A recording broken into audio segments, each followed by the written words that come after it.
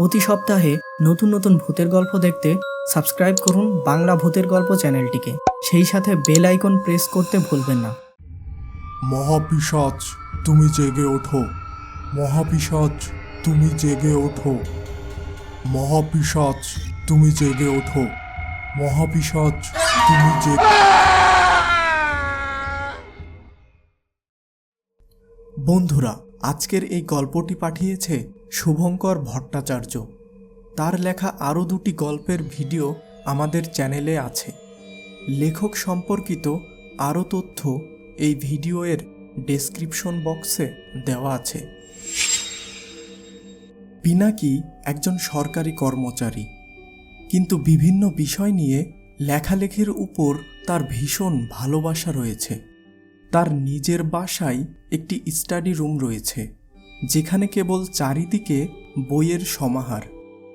কাজের ফাঁকে বিভিন্ন বিষয় নিয়ে গল্প লেখে পিনাকি। তার পছন্দের বিষয় হলো ভূতের গল্প লেখা। সে এরই মধ্যেই কাজের ফাঁকে নিজের লেখা বেশ কয়েকটি ভূতের গল্প নিয়ে একটি বই প্রকাশ করে। তার লেখা বইটি বাজারে বেশ সমাদর পাওয়ায় তার ভূতের গল্প লেখার উপর আগ্রহ আরও বেড়ে যায়। এরপর ধীরে ধীরে পিনাকি আরও কয়েকটি ভূতের গল্পের বই লেখে এবং দেখতে দেখতে পিনাকি কয়েক বছরের ভেতরেই বাংলার একজন নামকরা ভূতের গল্পের লেখক হিসেবে পরিচিতি পায়। এরপর সে তার চাকরিটা ছেড়ে দিয়ে সম্পূর্ণরূপে লেখার উপর মনোনিবেশ করে। পিনাকি ঠিক করে সে এবার এমন ধরনের ভূতের গল্প লিখবে যা এখনো পর্যন্ত কেউ লিখতে পারেনি, এবং যা লিখে পিনাকি সর্বকালের সেরা লেখকে পরিণত হবে। অনেক দিন চিন্তা করেও নতুন কোনো গল্পের প্লট পিনাকির মাথাতে এলো না। সে এরপরই ঠিক করে কলেজ স্ট্রিটে যাওয়া দরকার। সেখানে গিয়ে বিভিন্ন রকম বই ঘাটাঘাটি করে যদি কোনো নতুন প্লট মাথায় আসে। কলেজ স্ট্রিট হলো এমন এক জায়গা যেখানে বিভিন্ন বিষয়ের উপর নতুন ও পুরনো বই পাওয়া যায়। পিনাকি এর আগে অনেকবার সেখানে গিয়েছে বই কিনতে। এমনকি তার স্টাডি রুমের অর্ধেকেরও বেশি বই ওই কলেজ স্ট্রিট থেকে কিনেছে। কলেজ স্ট্রিটের দীর্ঘদিনের পরিচিত পুটিরামের দোকানে যাই পিনাকি। পুটিরাম পিনাকিকে দেখেই খুব খুশি হয়ে বলে, আরে বাবু, আসুন আসুন, কি বই নেবেন বলুন, অনেক নতুন বই আছে। পিনাকি এরপর পুটিরামের দোকানের বই ঘাঁটতে শুরু করে। হঠাৎ একটি ডায়েরির উপর চোখ পড়তেই ডায়েরিটির ব্যাপারে পুটিরামকে জিজ্ঞাসা করতেই পুটিরাম বলে, জানি না বাবু, কোথা থেকে এই ডায়েরিটা এসেছে, হয়তো কোনো বইয়ের সাথে এটি চলে এসেছে। এরপর পিনাকি ডায়েরিটা খুলে দেখে তাতে পরিষ্কার করে বাংলা ভাষায় লেখা পিশাচ ডাকার পদ্ধতি। ডায়েরিটি ছিল খুবই পুরনো এবং ডায়েরির ভেতরে সব কথাগুলি হাতে লেখা। ডায়েরির প্রথম পৃষ্ঠার লেখাটি বাংলাতে হলেও ভেতরের সব লেখা ছিল সংস্কৃত ভাষাতে, তাই বাকি লেখা পিনাকি আর পড়তে পারল না। কিন্তু পিশাচ ডাকার পদ্ধতি এই কথাটা পড়েই পিনাকি ঠিক করে এই ডায়েরিটিতে লেখা কথাগুলি উদ্ধার করতে পারলেই এর থেকে নতুন ভয়ানক ভূতের গল্প লেখার প্লট পাওয়া যেতে পারে। এই ভেবে সে পুটিরামের কাছ থেকে তাড়াতাড়ি ডায়েরিটি কিনে নেয়। বাড়িতে ফিরেই পিনাকি ডায়েরিটা নিয়ে তার স্টাডি রুমে যায় এবং ভাবতে থাকে কি করে এই ডায়েরির সংস্কৃত ভাষা উদ্ধার করা যায়। এমন সময় তার পাড়ার বন্ধু ঘনশ্যামের কথা মনে পড়ে, যে কিনা একজন সংস্কৃতের শিক্ষক। কলেজ স্ট্রিট থেকে বাসায় আসতেই রাত হয়ে যায়, যার ফলে ইচ্ছা থাকা সত্ত্বেও পিনাকি এখন ঘনশ্যামের সাথে দেখা করতে যেতে পারছে না। রাতে খাওয়া শেষে দ্রুত ঘুমিয়ে যায় পিনাকি।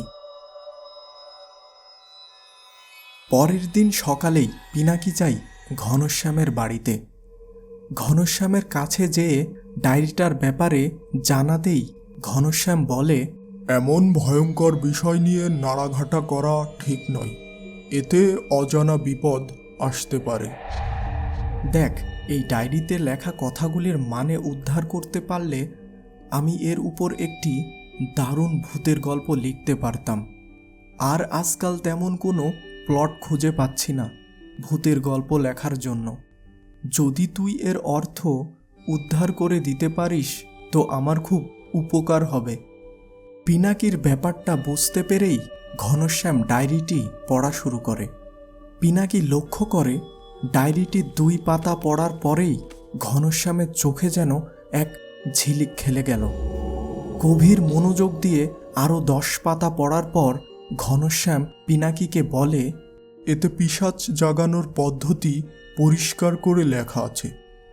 এখানে সংস্কৃত ভাষাতে একটি শ্লোক লেখা আছে, যদি কেউ শনিবার অমাবস্যার রাতে নদিয়ার কঙ্কালীতলা মহাশ্মশানে মাঝরাতে বসে 1000 বার ওই শ্লোকটি উচ্চারণ করে তাহলে পিশাচ জেগে উঠবে এবং যে তাকে জাগাবে তার সমস্ত মনোবাসনা পূর্ণ করবে, এমনকি সেই পিশাচ তার দাসে পরিণত হবে। এবার ঘনশ্যাম পিনাকিকে একটি প্রস্তাব দিয়ে বসে, আগামী শনিবার অমাবস্যা, চল আমরা 2 জন মিলে ওই শ্মশানে যাই। পিনাকি এক কথায় রাজি হয়ে যায়। সে মনে মনে ভাবে, ডায়েরির কথা মতো যদি পিশাচ জেগে ওঠে এবং ঘনশ্যাম ও আমার মনোবাসনা পূর্ণ করে তাহলে তাতে ক্ষতি কি।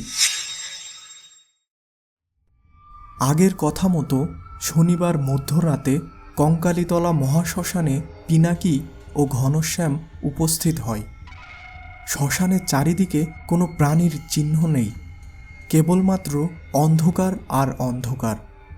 ঘনশ্যাম একটি জায়গায় বসে ডায়েরিতে লেখা পিশাচ ডাকার সেই শ্লোকটি পড়তে শুরু করে। মহাপিশাচ তুমি জেগে ওঠো, মহাপিশাচ তুমি জেগে ওঠো।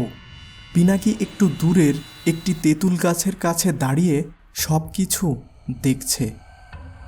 এদিকে ঘনশ্যাম একভাবে পিশাচ ডাকার শ্লোক বলেই চলেছে। কিছু সময় পর হঠাৎ পিনাকি দেখে যেন আকাশ ভেদ করে একটি ঘন কালো ছায়া নিচে নেমে আসছে। যতই নিচে নেমে আসছে ততই সেই ছায়ার বিশালতা প্রকাশ পাচ্ছে। ছায়াটা যখন একদম ঘনশ্যামের কাছে এসে উপস্থিত হলো তখন পিনাকির বুকের ভেতরটা যেন কেঁপে উঠল। ছায়াটির 2টি চোখের কোটরে আগুন জ্বলছে, মনে হয় যেন সে রেগে ফেটে পড়ছে। এদিকে ঘনশ্যাম চোখ বন্ধ করে শ্লোক বলেই চলেছে। কিছু পরেই এক অদৃশ্য শক্তি বলে ঘনশ্যামের শরীরটা ধীরে ধীরে উপরের দিকে উঠতে থাকে। কিছুটা উপরে ওঠার পরই শোনা যায় ঘনশ্যামের গগনভেদী চিৎকার। কেউ যেন ওর শরীরটাকে মুচড়ে ফেলছে। হাড়গুলো ভাঙার শব্দ স্পষ্ট শোনা যাচ্ছে, আর তার সাথে শোনা যাচ্ছে রক্ত শুষে খাওয়ার এক বীভৎস শব্দ।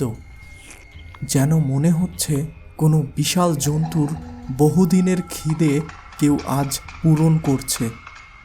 এই সব দেখতে দেখতে পিনাকি কখন যেন অজ্ঞান হয়ে যায়। পিনাকির যখন জ্ঞান ফেরে তখন সকাল হয়ে গেছে। চারিদিকে আলো ঝলমল করছে। আশেপাশের গাছে থাকা পাখির কলতান ভেসে আসছে। পিনাকি চারিদিকে তাকিয়ে দেখে ঘনশ্যাম বা তার দেহের কোনো চিহ্ন নেই। এখন সে বুঝতে পারে পিশাচ ঘনশ্যামকে নিজের অন্ধকার জগতে নিয়ে গেছে। পিনাকি অনেক কষ্টে ট্রেন ধরে বাড়িতে ফিরে আসে। বাড়িতে এসে সে তন্ন তন্ন করে খুঁজতে শুরু করে সেই ডায়েরিটা। কিন্তু কোথায় সেই ডায়েরি? যেন কর্পূরের মতো উবে গেছে সেই ডায়েরিটা। পিনাকির বুঝতে আর বাকি থাকে না যে ওই ডায়েরিটাকে আর খুঁজে পাওয়া যাবে না। আসলে ওই ডায়েরিটি ছিল অভিশপ্ত। ডায়েরিটি নিজেই চেয়েছিল যেন কেউ পিশাচ জাগায়, আর যেই জাগাবে তার রক্তেই পিশাচের খিদে মিটবে। পিনাকি জানে ওরা পিশাচকে জাগিয়েছে। আবার যখন পিশাচের খিদে পাবে ঠিক তখনই সেই ডায়েরিটা আবার ফিরে আসবে। পিশাচ ওকেও নিয়ে যাবে তার নিজের অন্ধকারের দেশে চিরদিনের জন্য।